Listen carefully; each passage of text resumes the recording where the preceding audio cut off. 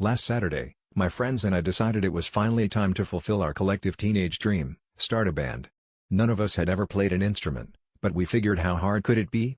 We gathered at my friend Dave's garage, which, in true garage band fashion, had just enough space for 5 people, 2 lawn chairs, and an old drum set Dave's cousin left after a failed ska phase.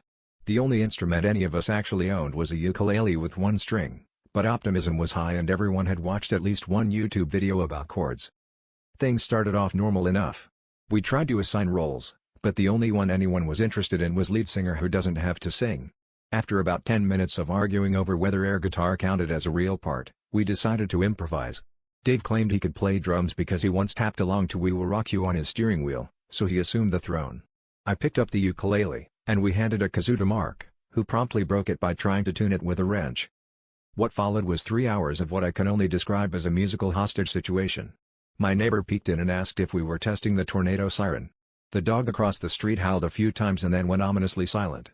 We attempted to cover Wonderwall, but it quickly devolved into someone Googling how do you hold a chord?